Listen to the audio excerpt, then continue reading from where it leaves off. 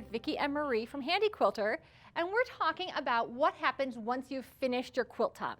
So, I'm finished. you're finished, see? So that's very often, so often we're so excited to have that quilt top finished, it's like, now let's take it to the long arm, or the long armor in this case. So, you've got this top. And I didn't know what to do on these corners.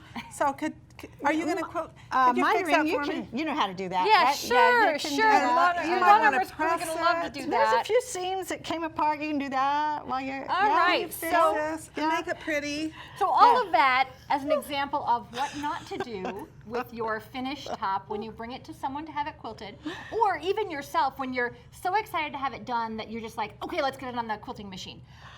You need to give it a little more care before you load it up on the top on the I thought I frame. gave it a lot of care and piecing. You did give it a lot of care, but if you'll notice how much more care this one has, It does look nice. it looks a lot nicer, doesn't it? So Yes. you definitely want to press it really well. And if you're not going to quilt it right away, then put it on. These are like dry cleaner hangers that Like you for can drapery? and they're great for quilts. Yeah. So place it on there, hang it up, ready to quilt when you're ready to quilt it. Pressed and ready.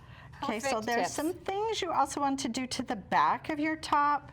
So make sure your seams all go the same direction. Especially if you're stitching the ditch, this would be really difficult to make those ditches straight. Okay. And then see this red thread? You're Yep. going to see it on the top too. So Sure. you definitely want to trim your threads on the back as well. Find all those strays and get them out. Yeah. And And also on the square it top, up. I'm sure, you know, any stray threads, you want to make sure those are out of the way Yeah, as so well. you were trimming some Because they of can them. get quilted into the design if you're not careful. And then from there, the front is ready to go, right? Have you starched this at all? Do you ever starch your? Well, it depends on how square it finishes. You know, Okay. after you've pieced it, you might want to use a little starch to make it. Give it a nice flat finish. It's always good. Okay. Yep. And then we've got the backing, because again, that's got to be loaded on the machine as well. Oh, and I don't want to buy too much backing, so I measured my top and I bought just enough and made just enough to. So that's another what not to do. You want to make sure you have at least 8 inches extra in both directions. Yeah, 6 to 8 inches. 6 to 8, yep, depending on the size of the quilt too. Yeah, so yes. So if you've got the extra wide backing, of course, you don't have to piece it at all. But if you're buying yardage, You'd it's have a very seam. important how you piece that, right? That's right. So you want that seam so it will go horizontal with your pole. So that Okay. will, and what you're going to do with that seam is make sure you cut off the selvages. Okay. And then a 1/2 inch seam and press it open. Press And it then open, not to press one it side. That's open. so Yeah. out of the quilting realm. Yes. So then that bulk will lay along the pole and it'll all go through at the same time rather than having a big bunch right in the center. Right, because if the seam goes across the back horizontally, that's one roll and it won't cause a lump. But if it's going vertically down the center, You get a every lot time you of roll that, those seam bulk. allowances are in there, you get a big hump in the middle, right? Yep, yep. Okay, so that's important to know, because I know a lot of people are trying to be a little thriftier with the backings, but you want to make sure that the finished product's really great. And you know, one thing with the backings is they can piece their backings with the leftover fabric from their top. And that is like another quilt for them. Sure, and those small seams won't make such a No. lump in the rolling, Yes, Right. so that's they're right. less of a problem. Very Yeah. consistent across. Perfect. Yeah. So then we've got the backing ready, we've got the top ready, your batting's gonna go on there. Then you make sure you have a quilting plan, right? And you know, that's sometimes the scariest part for quilters, beginner quilters, or even more advanced quilters is, what am I going to do with this? So you've got to read the quilt. So then you get that, just stipple it. Sure. I don't wanna Especially with spend a customers. lot. I don't want to spend a lot. Yep. So just stipple it. And all over is fine. So we actually have 2 quilt tops. Vicki gets that one. I have to press it. I have to sew those corners. And we will quilt them different ways. So I really am going to stipple this. Okay. Now, if What?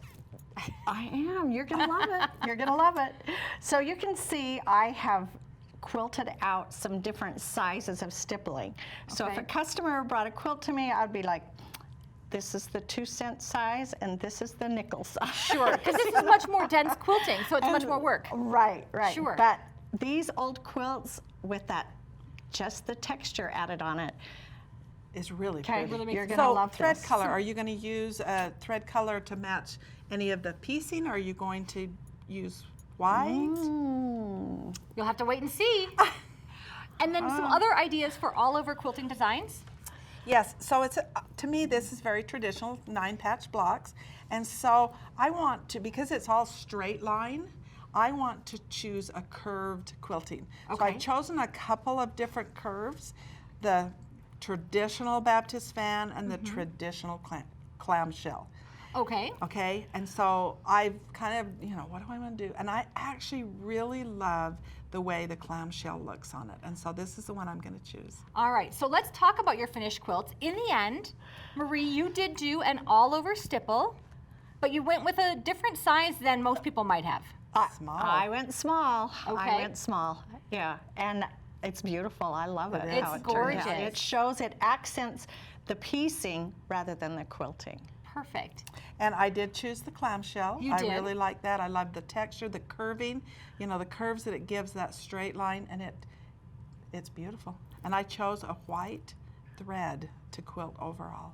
They both look beautiful and so Thank you. different from each other. Yes. So no matter what you decide, once you've finished your quilt top, give it a little extra love and it'll really pay off in the finished quilt.